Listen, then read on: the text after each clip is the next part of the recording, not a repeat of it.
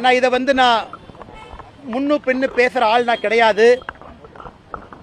இதற்கு கோயம்புத்தூர் சட்டமன்ற உறுப்பினர், தெற்கு தொகுதி சட்டமன்ற உறுப்பினர், பாரதிய ஜனதா கட்சியினுடைய மகளிர் அணி அகில இந்திய தலைவி, அவங்க மகளிர் அணியினுடைய அகில இந்திய தலைவி திரு வானதி அவர்கள் வருத்தம் தெரிவித்த பிறகு இந்த பிரச்சனை முடிந்ததாகத்தான் நான் நினைக்கின்றேன். காரணம், ஒரு பாரதிய ஜனதா கட்சியினுடைய அகில இந்திய மகளிர் அணி தலைவி ஒரு கருத்து சொல்றாங்கன்னா அது கட்சியினுடைய கருத்து தான்.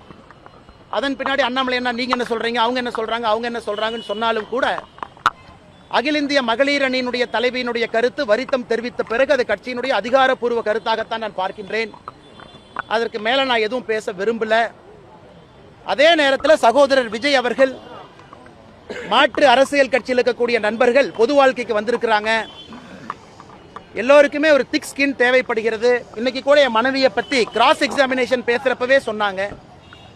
அதெல்லாம் தாண்டித்தான் சில இடத்துல நம்ம செல்ல வேண்டியது இருக்குது. சரியா தப்பான்னு எனக்கு தெரியலீங்கன்னா that is a problem with politics. அரசியலினுடைய அடிப்படை பிரச்சனையே நம்முடைய குடும்ப உறுப்பினர்களை முட்டு சந்தியில் கொண்டு வந்து நிறுத்தி விடுகின்றோம். இது அடிப்படை பிரச்சனை.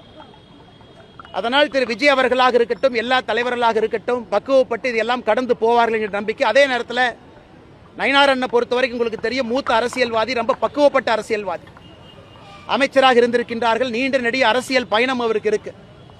ஆனால் பத்திரிகை நண்பர்களுக்கு என்னுடைய அன்பான வேண்டுகோள், அகில இந்திய மகளிர் அணி தலைவி கட்சியின் சார்பாக வருத்தம் தெரிவித்ததோடு இந்த பிரச்சனை முடிந்ததாக நான் நினைக்கின்றேன்.